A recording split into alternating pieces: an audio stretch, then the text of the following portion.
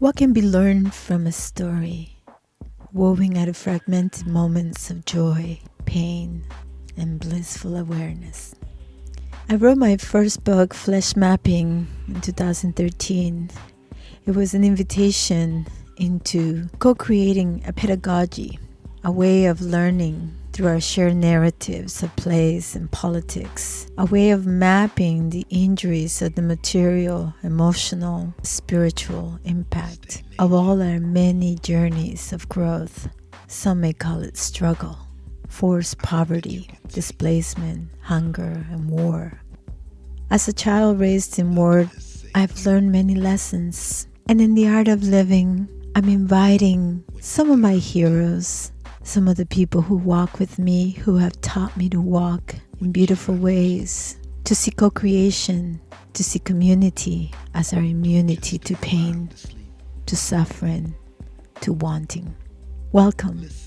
I'm your host, Sylvia Richardson, and this is The Art of Living. You are listening to The Art of Living. I'm your host, Sylvia Richardson, and I'm joined by Ernie Punch McLean.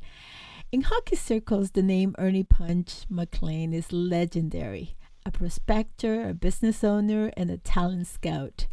McLean's reputation as a true character of the game was forged through a lengthy resume of accomplishments. One of the original founders of the current Western Hockey League. McLean survived a plane crash in 1971 and within a year moved his hockey club from Estevan to New Westminster, settling himself in Coquitlam. His hockey team soon built a reputation and a fierce record during the rough-and-tumble 1970s. McLean Bruins would set a record in qualifying for 4 straight Memorial Cup championships, capturing the junior title in 1977 and 1978. Welcome to our program, Ernie. How are you today? I'm sounding great. That's pretty good interview. You got everything there. We don't have to go any farther. You got everything.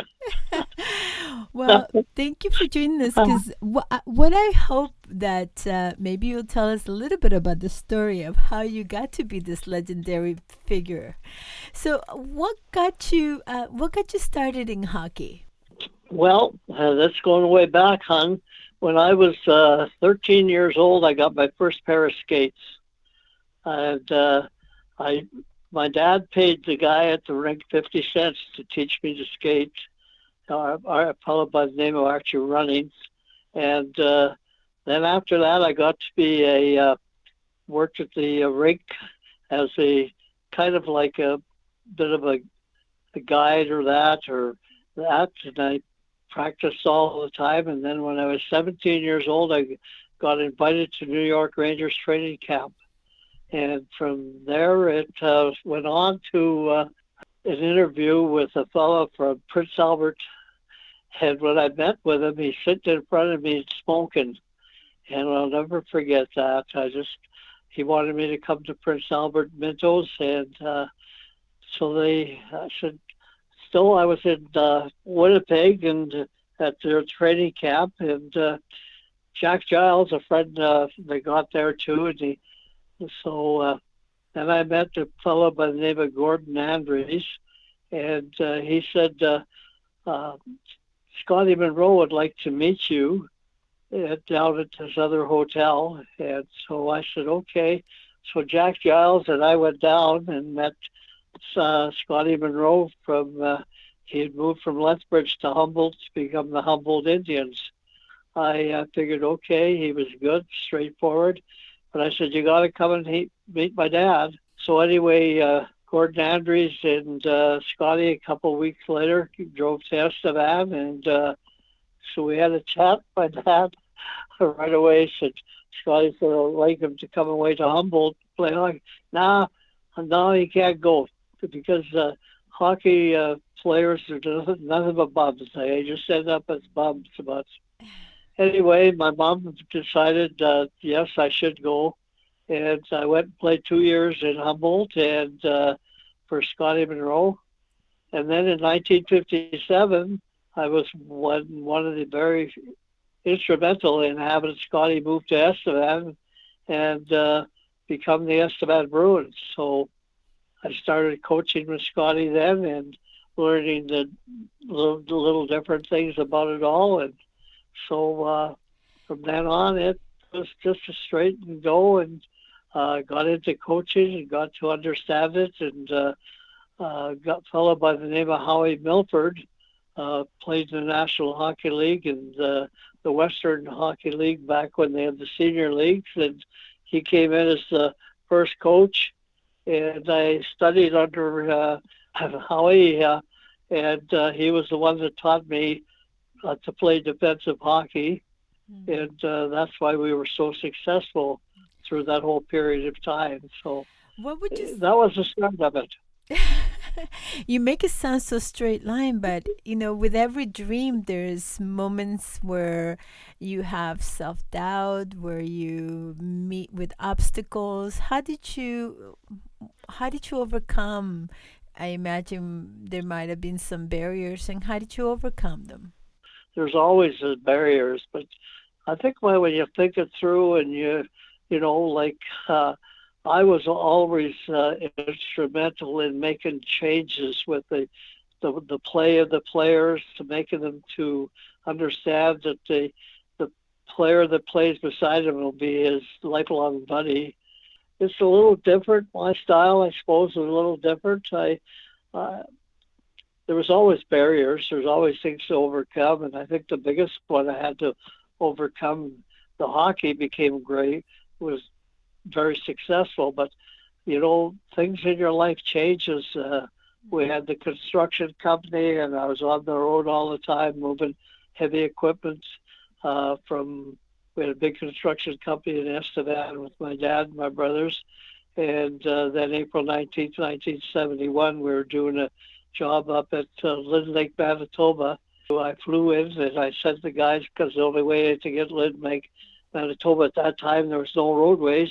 All our equipment had to be put on railroad tracks and go there on the rail, and we were moving a 100-ton vessel off of the railroad onto the mooring, and I got back, was finished up in 3 days. It was supposed to take a week, so I got back down to La Paz where I had the airplane parked, and it was 8 o'clock at night, and the guy said, when I put my flight plan in, he says, there's a front's laying over Dauphin Lake. And I said, well, I'll be quite a bit north of that. And it wasn't. I flew right into it and ended up and crashed the airplane. And when I laid in the hospital for 11 days with touch and go, and whether I would even make it or not, they took 57 pieces of wood out of the side of my face.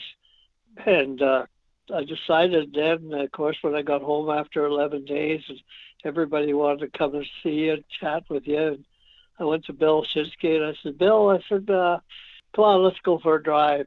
So Bill and I went. We stopped off in Swift-Current, met Bill Burton, and then from there we went to Calgary and met Scotty.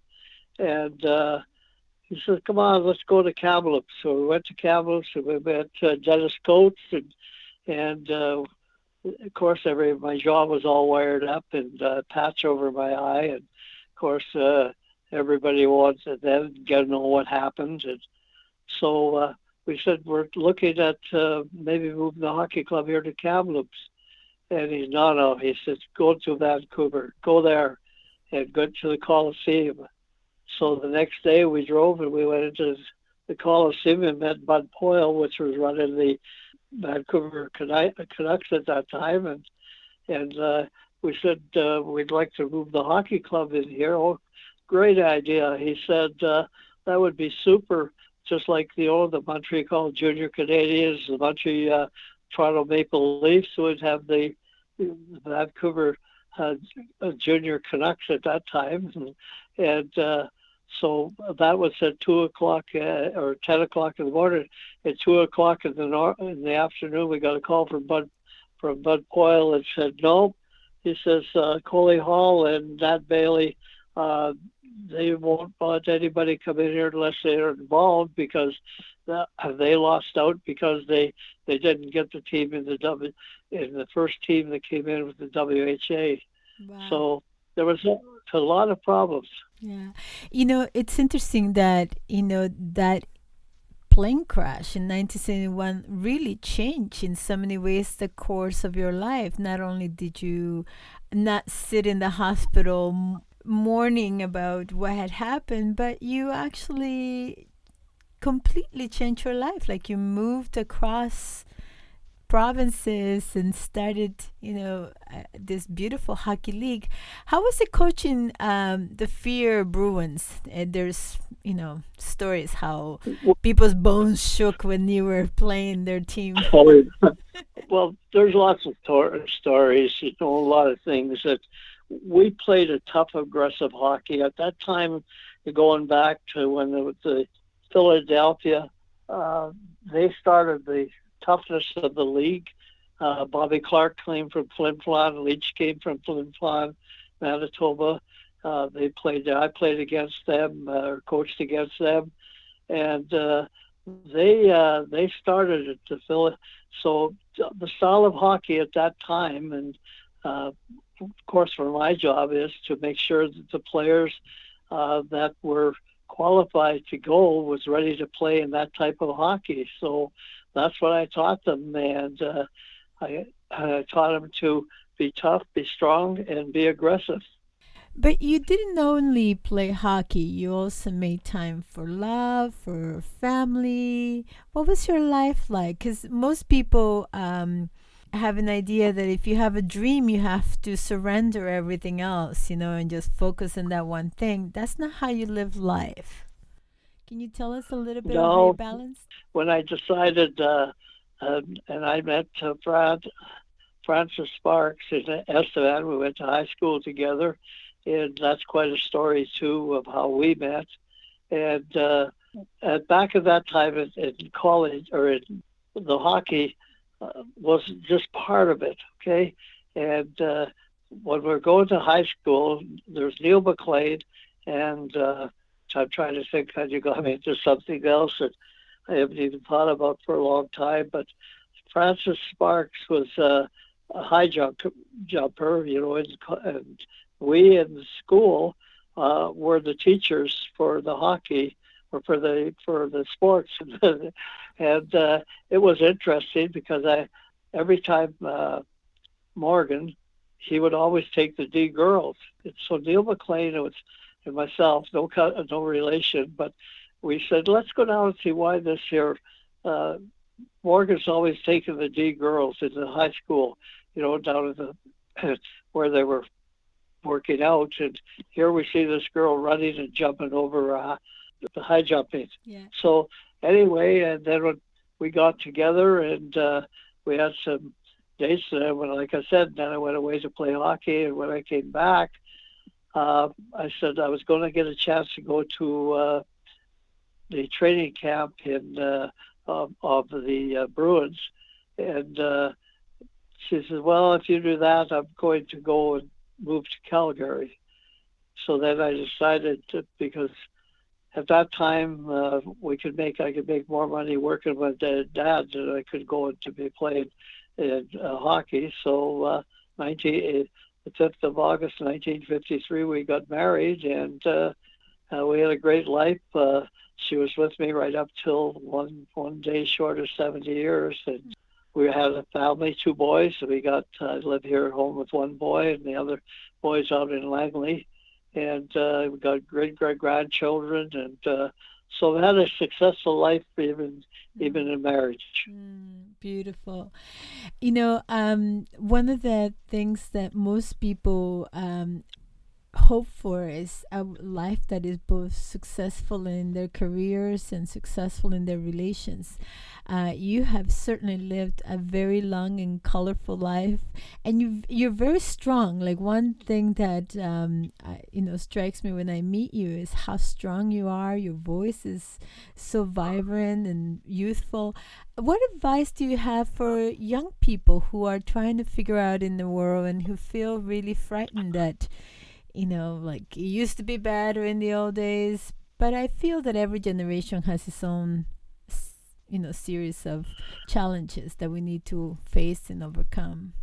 Well, right, they had the biggest things is, with the kids today, it's totally different. We didn't have the cell phones like they have now. We didn't have so many little things that you get distracted from. But the biggest thing when I go into like the other day, I was at the dressing room out in Langley's team, just here. Brett Hughes that played for me way back, and now he's coaching the Ridge Meadows team. I walked in just as he was giving the press talk about, how to accomplish the game, how to play, and it reminded me that the puck can go faster than you can skate. So move the puck quick, move the puck and get it out so you can really go and do it. So after the game, they won 5-1, and I went into the dressing room and congratulated them and said, that he has now taken some of the history that I taught him back 80 years ago, or in the 80s, I mean, and so that he's teaching them boys the same thing that I taught him, and it was really, really rewarding to me. So that was one of the things. The other thing I said to them, you're always going to go through difficulties, and one of the things the kids now is going to be faced with, of course, is the drug situation, because it's easy for somebody to kind of talk you into it.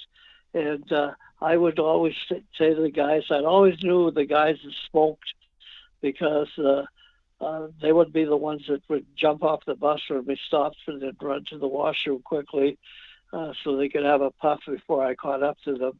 And I always taught them, that the worst thing you can do is learn to be a smoker.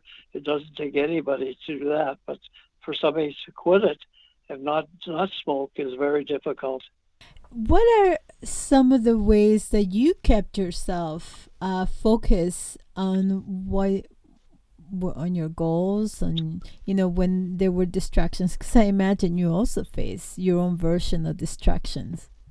Well, yeah, it's always difficult. I mean, the biggest thing is that you have to be a strong mind, and when you make adjustments to what you want in order to be successful and do the things that really make you successful, you have to be on top of everything. It's hard to really explain your thoughts, but it's hard to be ready to make adjustments on whatever you do. You're always going to have places where you're going to have difficult situations, but you have to make an adjustment for that so that you can move and carry on in the lines that you want to go, in the areas you want to go. You can't just go ahead and say, I'm not going to be able to do this. You figure out a way, whatever you can do in life, whatever you want to be your situation. If you want to be a lawyer, you got to work hard at it. If you want to be a judge, you have to do that. There's not any easy things. It's just as difficult as there is starting, but you have to be strong enough so that you get the rewards that you deserve.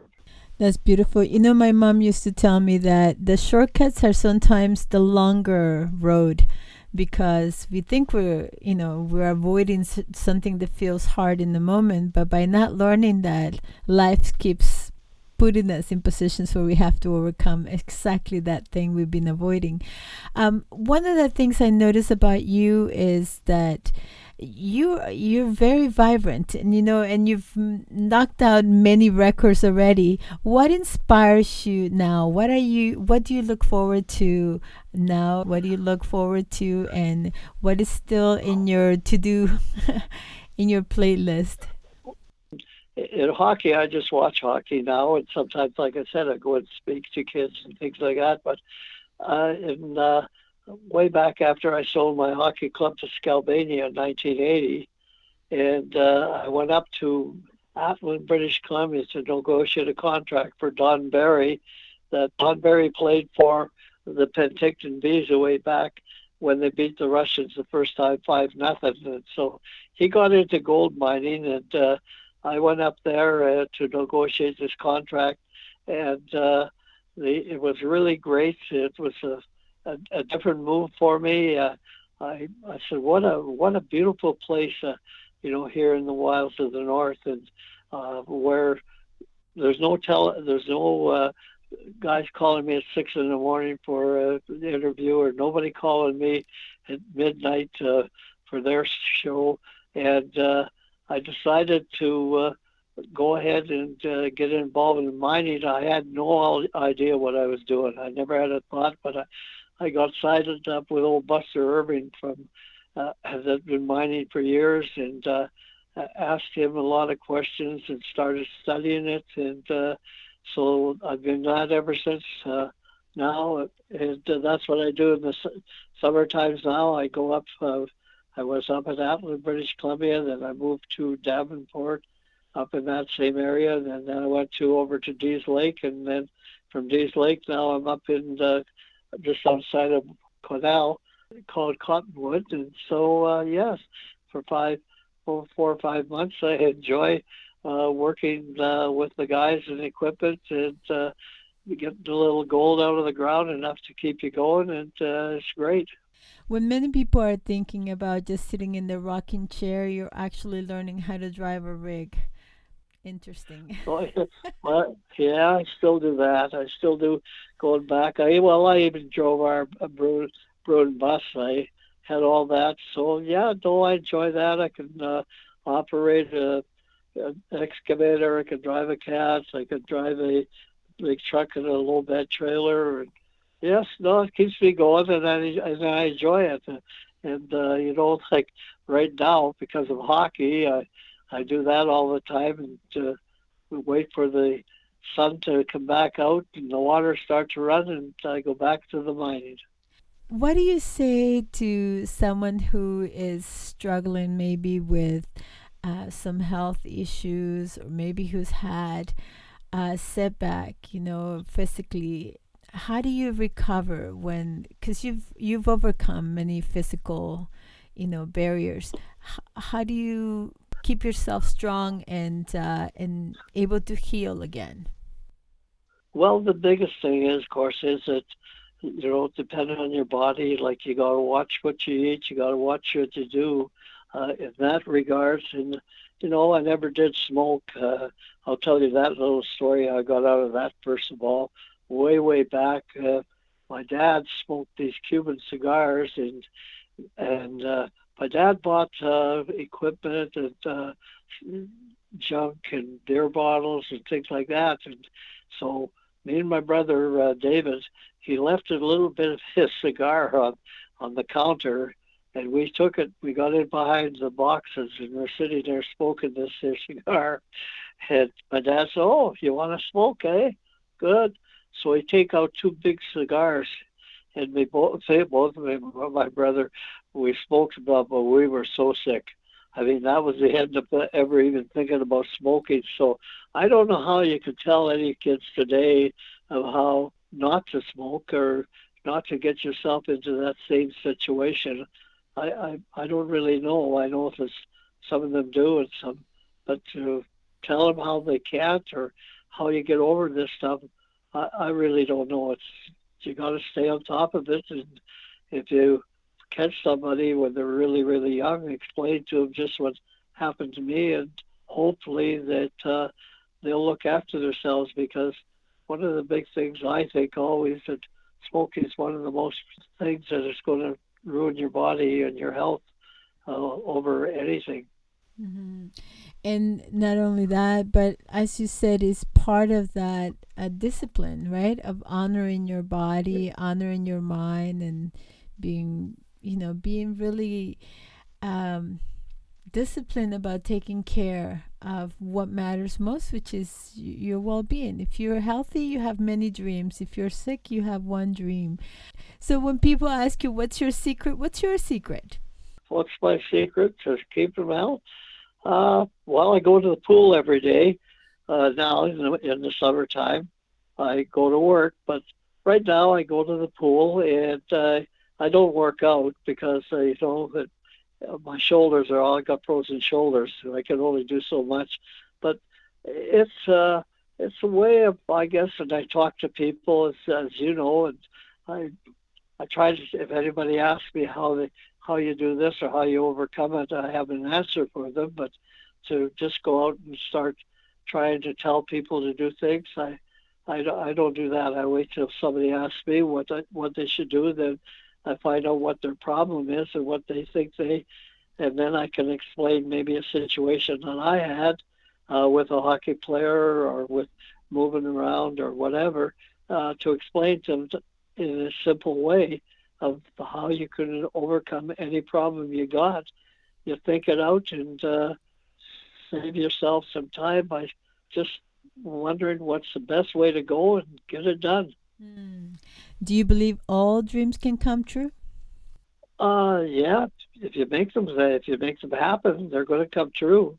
I mean, you have a lot of work to do to make any dream come true.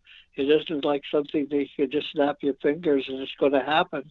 You have to work at it. You can't just say, okay, gosh, I don't have to go to work today because I just don't feel like it. And then that's when you start losing all your emotions and your times and the things that you need to do in order to accomplish what you want. Speaking like a true hockey player. Keep the puck Yeah. moving. What's the best advice you ever received? I think, the most successful one, because in hockey, for instance, like, to explain, starting hockey in 1957, I got a lot of help from different people. And then from then on, the business side of things were different. But I always had somebody that would look after everything. Bill Shinsky became my partner. He looked after all the paperwork and the things that I don't like to do. And I always have somebody to help in that way. And of course, my good wife Frances, she did all the paperwork for me. I never had to worry about that. So that's one of my downfalls, is that, and the other one of my downfalls is that I trust everybody until something happens. And when it happens, then the trust from me to them leaves very, very quickly. So it's one of the things that huge thing is to trust a person or trust people until they do something behind the scenes that's going to just turn you around and say, you get out of here or you get away from me because you lied to me. And if you lie to me, you got to make another lie to protect your first lie. So don't ever lie to me. And that's why I had a good rapport with all my hockey players. That's so beautiful. And I also believe that, in trusting ourselves, we are able to trust others. And That's true. because technically everyone can make mistakes, but if you trust yourself, you can recover no matter what the other person does. You'll be okay.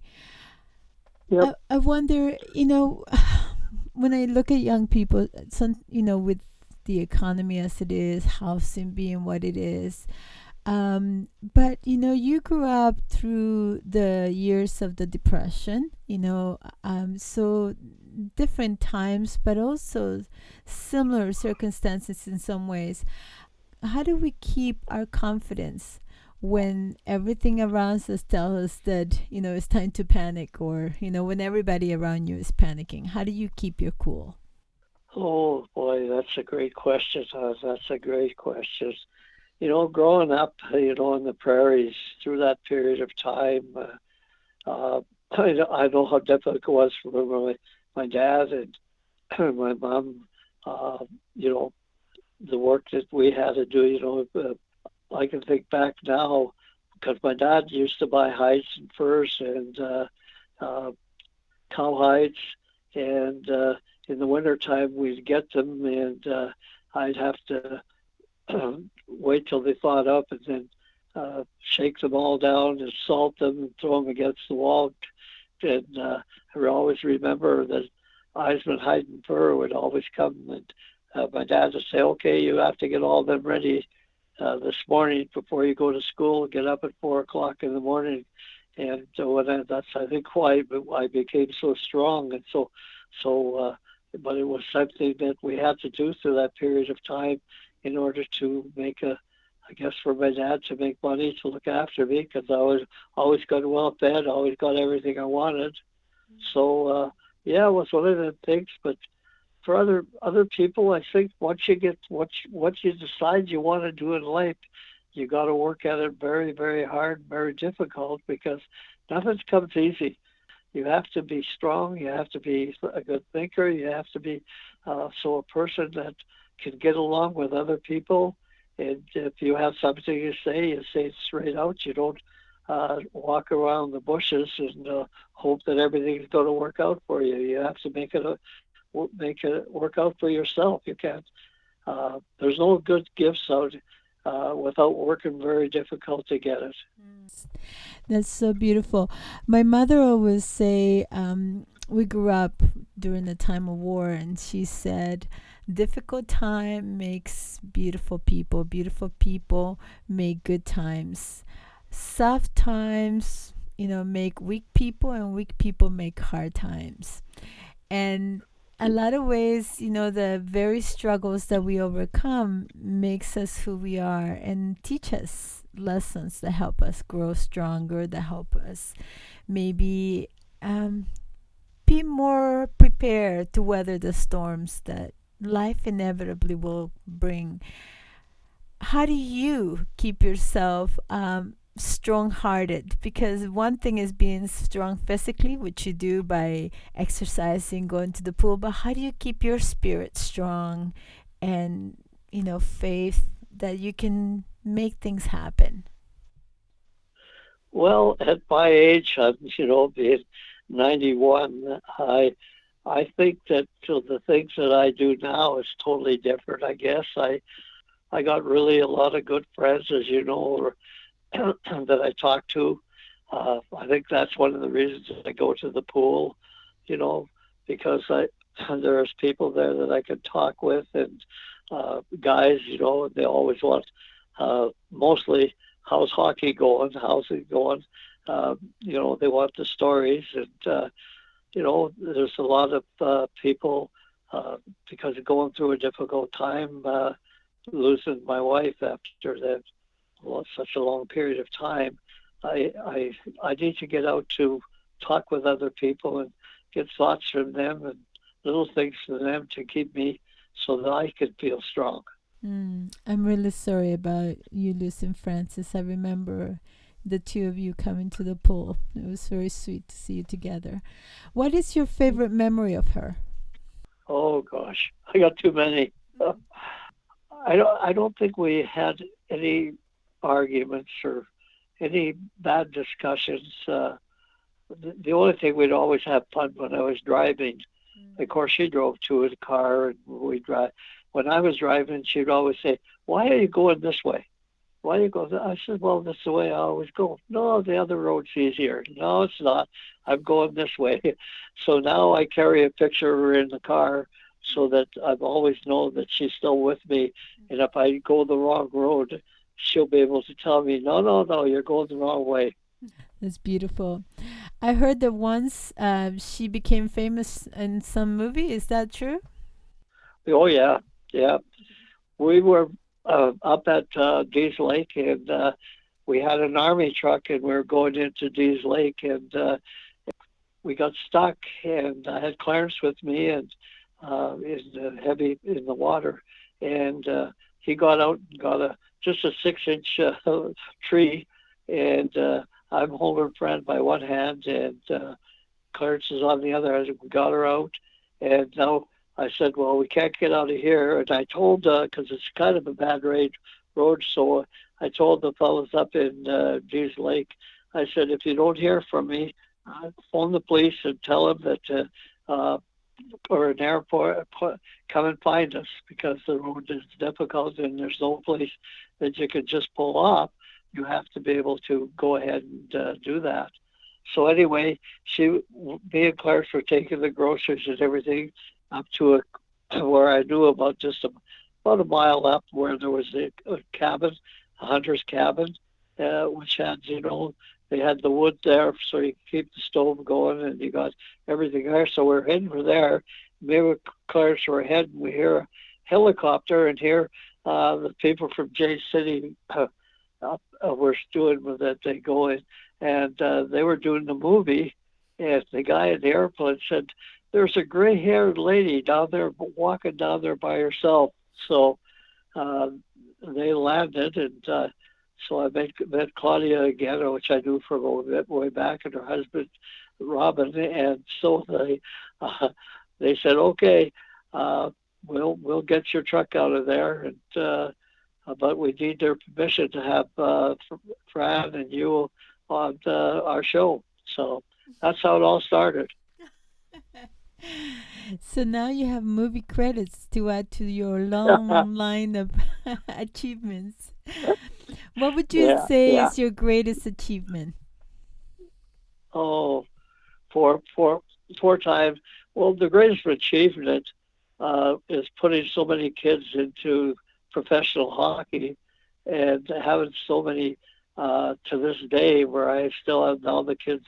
Some of them are like going out and seeing the hockey game last night and seeing the coach and coached being successful. And then, of course, in hockey, when guys are now scouts and working for a different and run across them every once in a while. And then players that I see. And now, of course, it's so nice because I can now, I get pictures with them. I have them on my cell phone every time I run across some of them. And so it's very nice that way. There's so many little things. There's so many dreams, I guess, that you have, but they all become successful if you work at it. Mm-hmm. It's beautiful to know that one life can create so many ripples, like your life has touched so many by the way that you've changed those players who went on to have different careers, the lives that they were able to provide for their older children, for the children they coach, for the children they inspire, and so many generations being touched by your life, by one life. I'm very inspired. I'm so delighted that you are this wonderful, strong will, courageous, and trusting, that you trust yourself so much with all these dreams. What would you say to someone who feels, well, I tried that, but I failed? Why bother? Well, that's too easy to give up. You don't want to take that step at all. Whatever you have to do, whatever you want to desire in life, you have to make a decision. It's not going to be easy. You just can't say, okay, halfway through what my dream was, I'm going to quit. No, if you make up your mind that you want to do something, it's difficult. It's not going to be easy. It's not going to be like somebody's going to give you a gift every time you turn around. You have to be able to prepare yourself so that the rewards you get at the end of the rainbow, people are going to help you all the way, but you have to help yourself the most. Your health is what you have to do. You decide, and whatever walk of life you want to do, when you make that decision, it's not going to be easy, but you have to work hard at it to get through right to the end of, like I said, to the end of the rainbow. That's what it's going to be the nicest part for you. You are now a grandfather. Do your Yep. grandchildren play hockey as well? My son played hockey. Brett didn't, but Brad played hockey. He played for Calgary Centennials with Scotty Monroe. And he hurt his back very, very young. And so he had to quit the hockey and he's into business. But his son that he was coaching, and he coached his son, and his son played, up till he got into his own business. They still go out and skate all the time. play old timers hockey. I think Brian just quit here last year playing old timers, and Adam still plays old timers hockey, and so it's in the family. And I think when Adam's kids and the grandkids grow up, I think they'll be hockey players too. That's beautiful. May you enjoy many, many, many more years of hockey games and inspiring young kids to fall in love with the sport that seems to have brought you so much joy and so many adventures. Perhaps if you could leave our audience with some inspiring words as to why it's important to commit to our dreams. What you want out of life? What do you want to have? What do you want to accomplish? Where do you want to get to? What is your desire?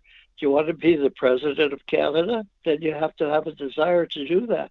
If you want to be just a doctor, then you have to work hard at it. Nothing's going to be easy. So whatever you desire, what you want, when you're growing up, what you want to do, you have to work at it to get to the end. You can't just, there are going to be a lot of obstacles. There's going to be a lot of problems along the way, but you have to overcome all your problems. You overcome that and you can accomplish anything you want. I love that you not only have mentioned that there are people in this world that will help you, so obviously your relations have been very important to you, and nurturing relationships is key to success. Who do you feel was most supportive to your career as a hockey player or in your other enterprise?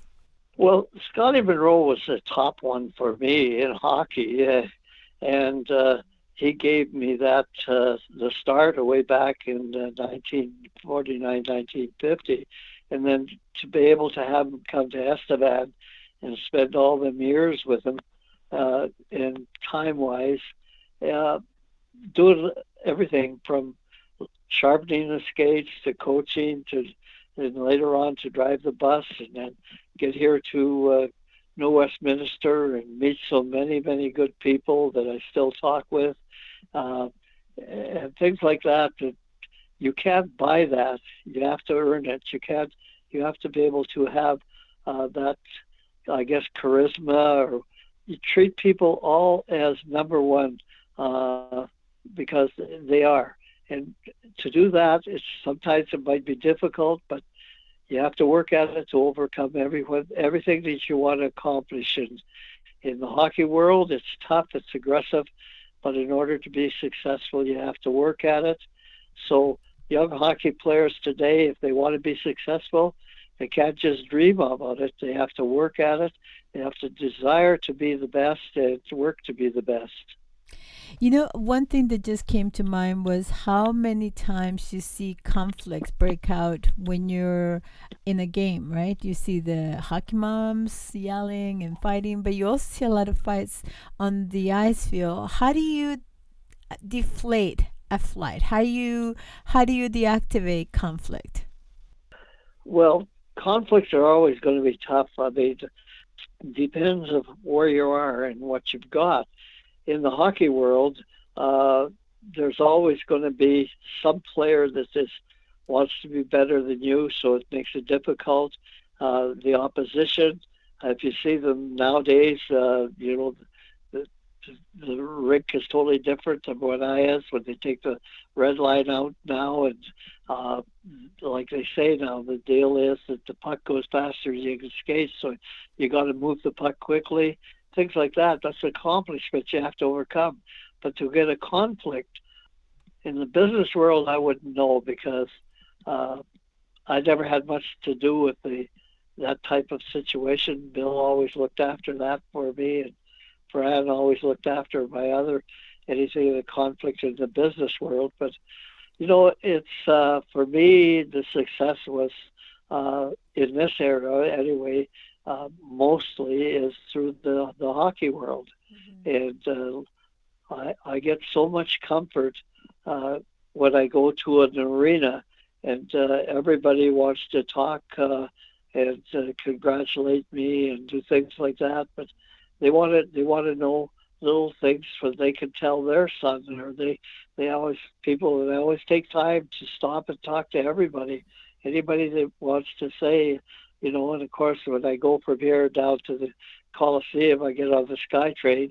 So after a game, there's always people that coming back home last night. Two ladies, we talked all the way from getting on a commercial all the way back to home, and two elderly ladies that not only talking about the hockey game, but little things.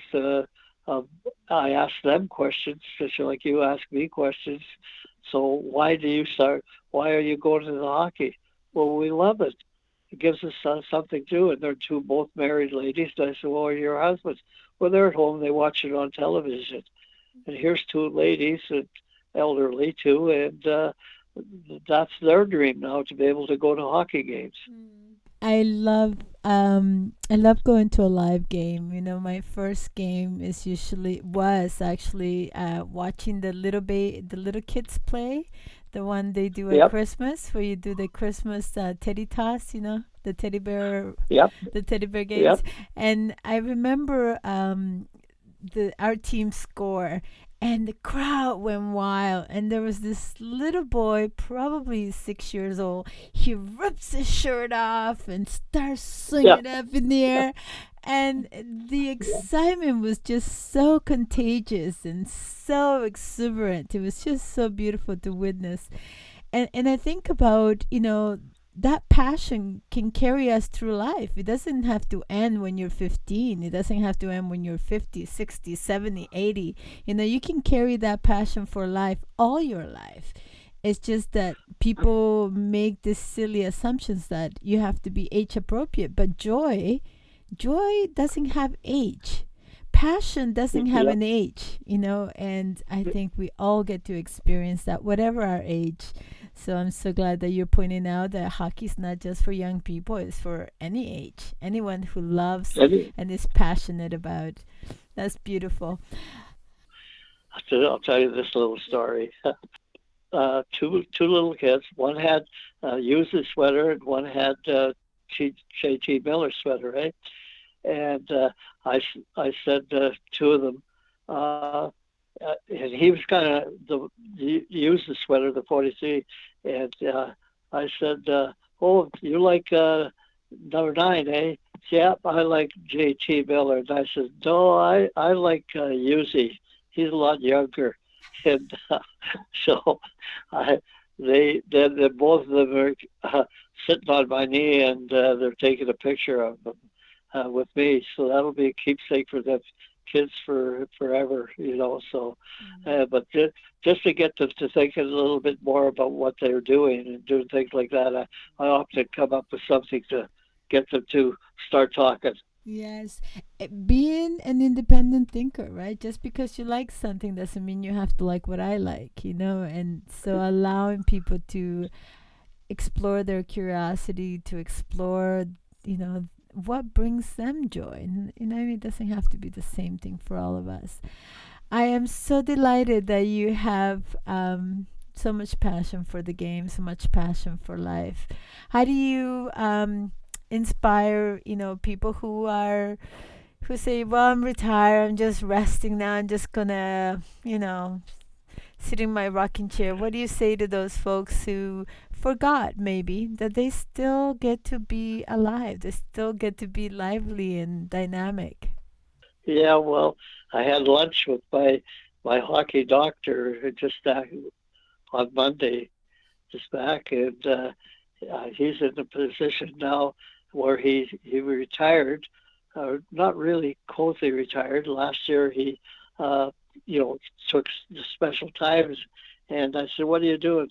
He said, "Well, I'm going back to work on Saturday." He said, "But I think I'm going to give my license up. I'm going to retire." And I said, "Well, what are you going to do?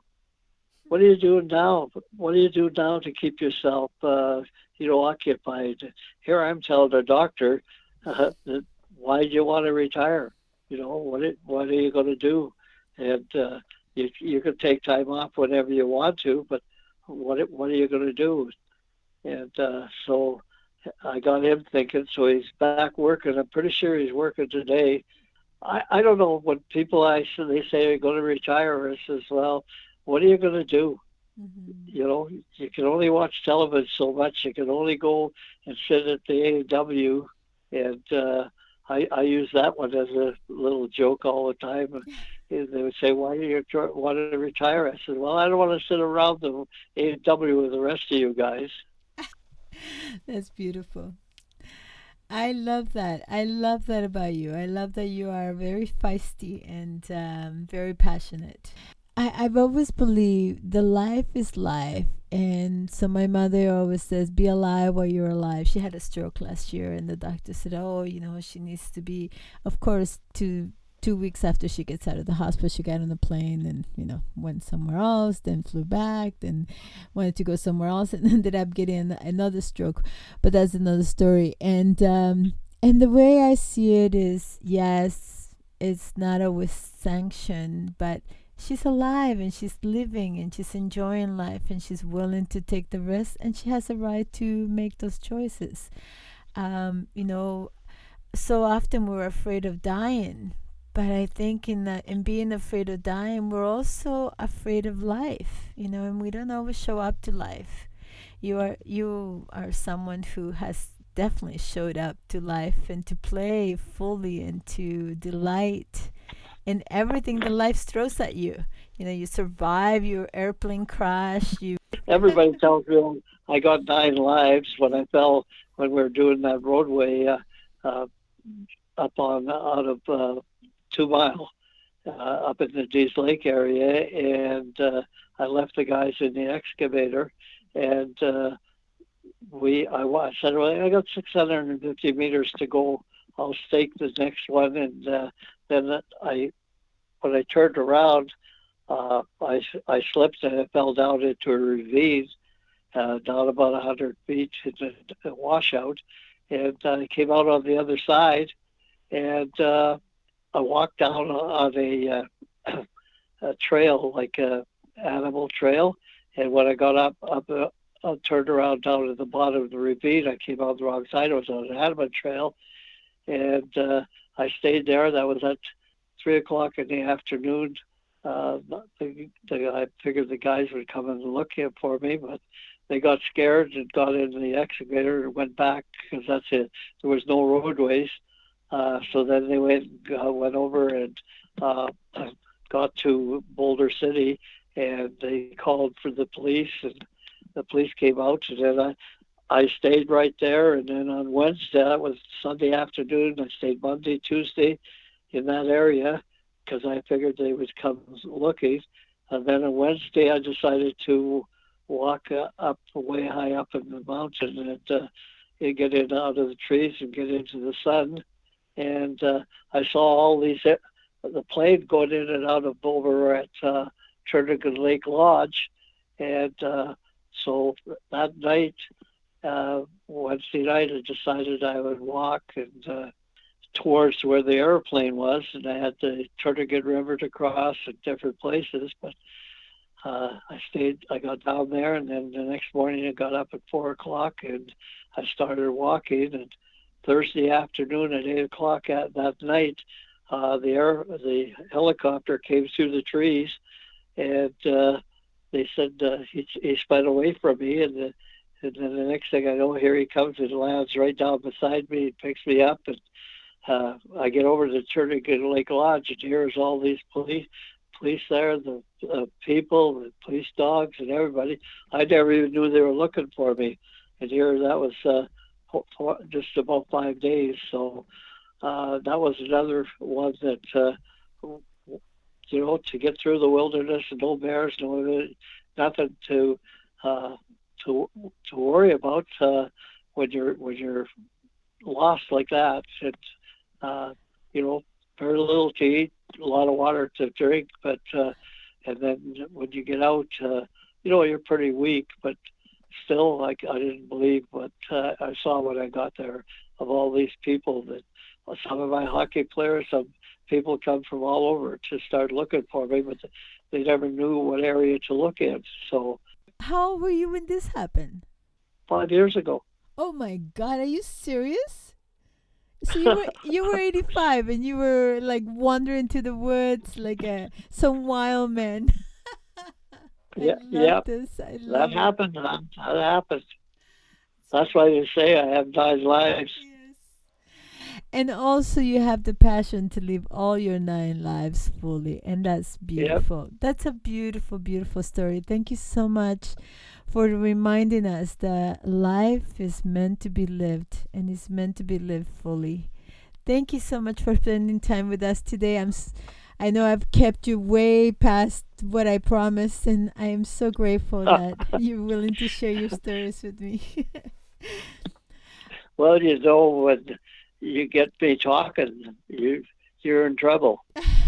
So, Thank you again, Punch. This has been a yeah. pleasure and a treasure.